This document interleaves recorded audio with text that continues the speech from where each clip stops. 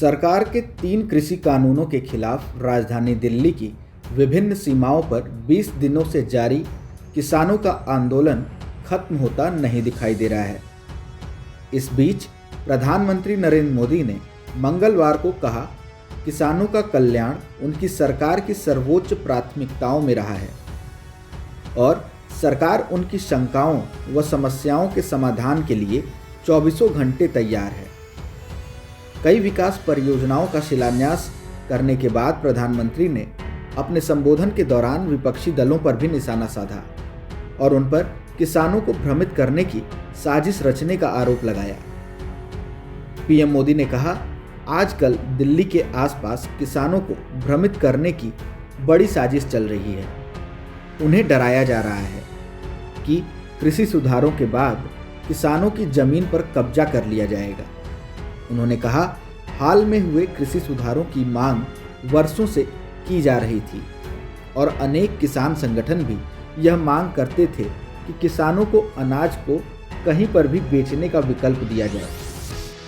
उन्होंने कहा, आज जो लोग विपक्ष में बैठकर किसानों को भ्रमित कर रहे हैं, वह भी अपनी सरकार के समय इन कृषि सुधारों के समर्थन में थे।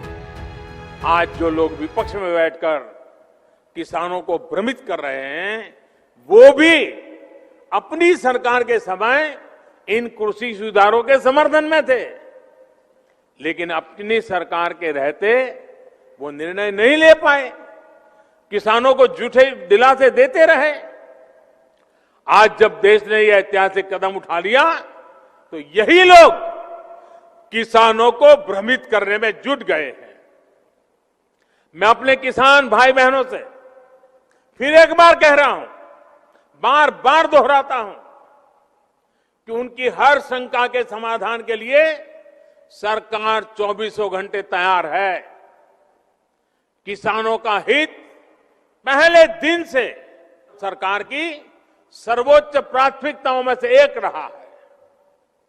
खेती पर किसानों का खर्च कम हो, उन्हें नए नए विकल्प मिले, उनकी आय बढ़े, किसानों की मुश्किलें कम हो, इसके लिए हमने निरंतर काम किया। उन्होंने हाल के दिनों में आए चुनाव नतीजों की ओर इशारा करते हुए कहा कि सरकार की ईमानदार नीयत और ईमानदार प्रयास को करीब करीब पूरे देश ने आशीर्वाद दिया है।